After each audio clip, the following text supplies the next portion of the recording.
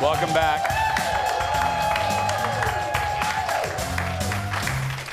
Hello, friends. It's been a few weeks now since our show started airing in Chicago.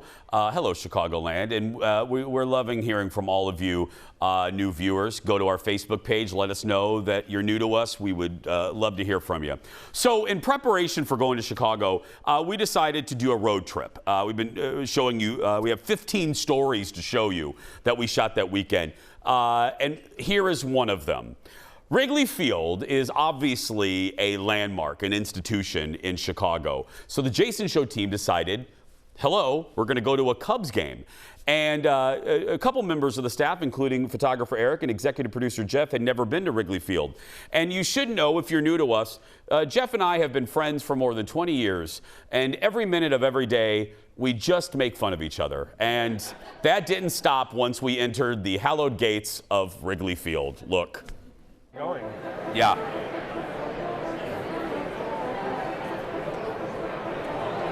I look like a schlub. Here we are. Just two dudes at Wrigley Field. That's dude First time. one. It's dude two. Oh, look!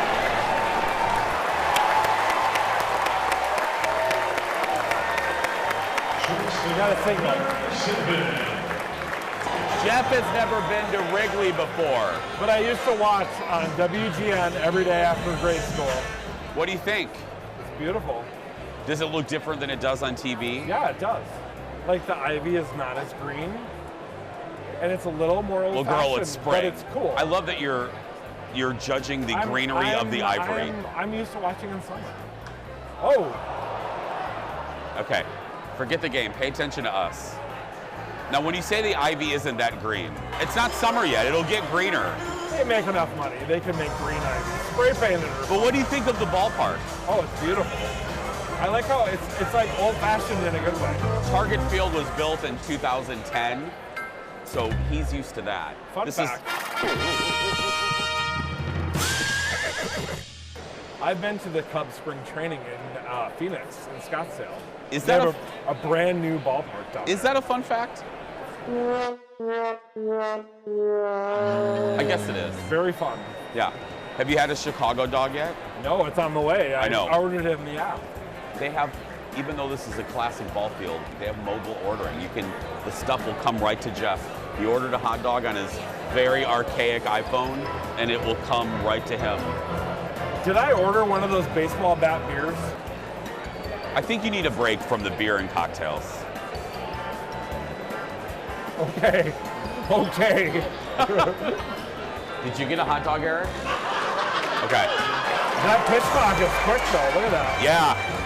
It moves. The clock works, man. It keeps it going. I like it. I love the new pitching clock. Let's get this going.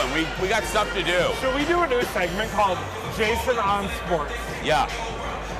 I do like it. Look, we can't mess around. 20 seconds. You got to get the game going. But I've heard a lot of parks are worried because they're losing their money on concessions. Bro, we don't need the games are so fast. an Avatar length game. Don't tell In James and out. Cameron. Oh my God, here we go. Our food's coming. Our food is coming. This is his first Wrigley hot dog. Does it have ketchup on it? I don't know. Am I allowed to have ketchup? No, not in Chicago. My must-have at every game is Peanuts? May I have some? Can I have a fragrant moment with my peanuts?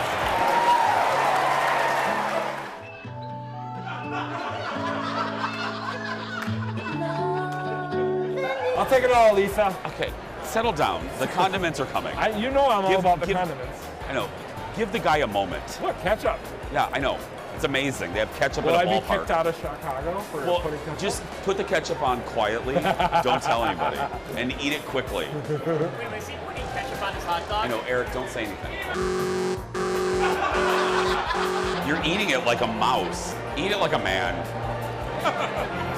Okay. Okay, Chuck Norris. Hey, Jeff. Yeah. If you were in Major League Baseball, I mean, it's possible.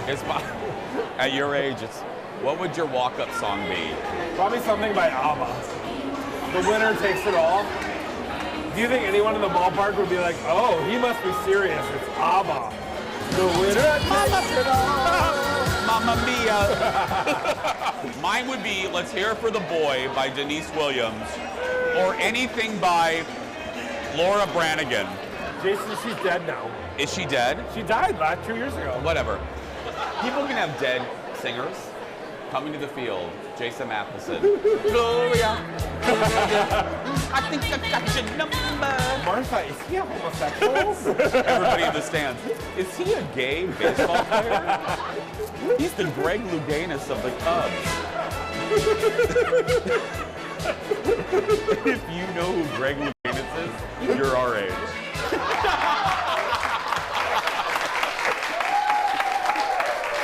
Oh, can I tell you? That was before, guys, we only had like 2 drinks at that point. But let me tell you, the end of that story that we did not capture, and it's been an ongoing joke ever since, is photography. So Jeff got his food lickety-split. He scanned the QR code. That guy was there in 2 seconds.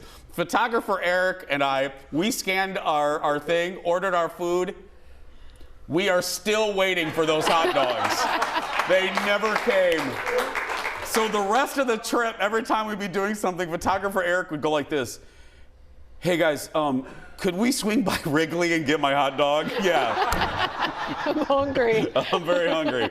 So there are a few things that happened at Wrigley Field that you didn't get to see. And one of them is so embarrassing, and I'm really not overplaying it. I am a guy that I don't like to be embarrassed.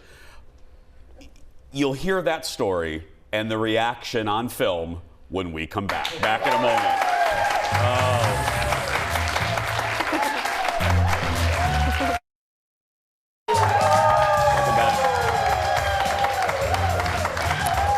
Well, you just saw our Jason Show trip to Wrigley Field, but we didn't have time to show you everything that happened that day. And there's a moment that I'm still mortified about today. And it happened when we were in the legendary broadcast booth of Wrigley. You know, hello, it's where Harry Carey was. And so here's the deal. We're good friends. We're friends with former Twin and former Cub, the great Ron Coomer, and his wife Paula. And they were nice enough to invite us up to the broadcast booth. Paula said, if Ron can, you guys can come up. All joking aside, it was magical. I mean, hello, Harry Carey was in the booth next door. So we're up there, and obviously Ron is broadcasting as we're up there, so none of us are speaking. We're walking like turtles, okay? And then Ron's producer was nice enough to grab a pair of headphones and put them on me so I could hear the broadcast and him calling the game. Well, the Cubs weren't doing well that whole game, but then they took the lead, and the moment this home run happened, I screamed. And this happened. Because I would look for that slider and hope that he leaves one in the middle of the plate or up and out over the plate.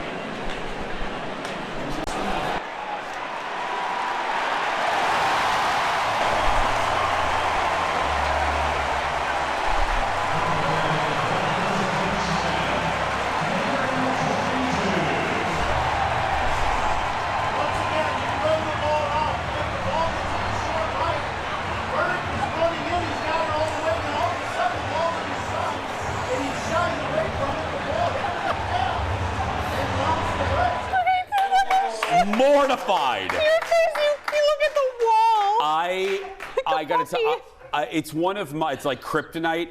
I do not like to be embarrassed. I don't like if we're in a public setting and someone's really loud. I get secondhand embarrassment. And I felt so bad because Ron and Paula were so nice to invite us up there. Because I love them and I know better. Did you see my husband's face? Exactly. Everybody, and my best friend Lisa, if anybody in that room should know to keep your big mouth shut, it's me! And I screamed to the top of my lungs. Ron said later, he goes, Jace, I didn't mind because you were rooting for the Cubbies. Now, Ron and Paula's generosity didn't stop there. They always hang out at bleachers right by the Cub, right by Wrigley Field. And they were nice enough to invite us to hang out with them for a little while. And Ron let me wear his World Series ring. And let me tell you, this thing weighed it weighed about the size of two large dogs. It was giant. Look at that. Oh my gosh. Look at that. I'm not joking. It is that heavy. I don't know how Ron doesn't tip forward wearing it, but it was such a great moment. We had so much. Oh, there's Paula. Love you, Paula. But they were so nice to us and treated our whole crew just wonderfully.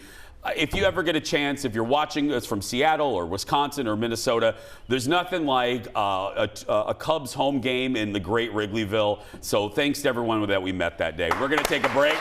We'll be right back. Back in a moment.